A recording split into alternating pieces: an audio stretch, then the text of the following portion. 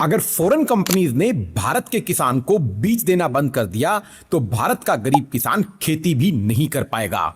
और ये सच है, और सच बहुत अनकंफर्टेबल है। इंडिया के 89% फार्मर्स के पास आज 2 हेक्टेयर से भी कम लैंड है, जबकि इनकम की बात की जाए तो 10,000 रुपए एवरेज मंथली इनकम है।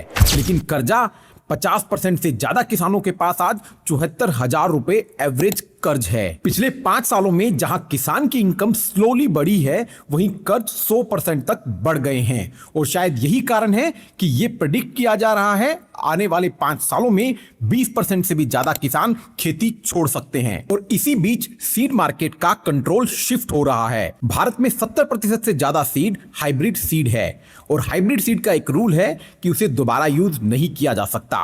हर साल नया सीड खरीदना पड़ता है। कॉटन में हाइब्रिड सीड 90% तक है, जबकि मेज में ये 60% तक है। अब राइस में भी हाइब्रिड सीड की एंट्री हो चुकी है।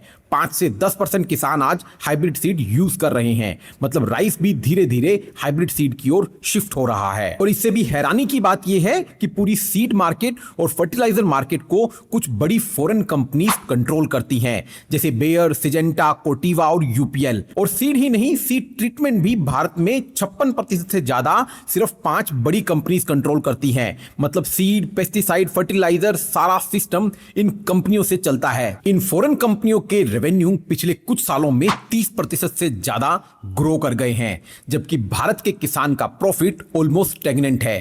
कहने को तो भारत में आईसीएआर जैसी बड़ी रिसर्च कंपनीज हैं, लेकिन रिसर्च स्लो है और मार्केट बहुत फास्ट, जिससे भारत का किसान कर्जदार बनता जा रहा है इन फॉरेन कंपनीज का। कमेंट में लिखिए बीज, अगर आप चाहते हो कि भारत के सीड्स पर अधिकार भारत के फार्मर्स का हो, इन फॉरेन कंपनीज का ना हो। और शेयर कीजिए इस वीडियो को, क्योंकि ये एक इश्यू नहीं है, ये भारत की फूड सिक्योरिटी का सवाल है।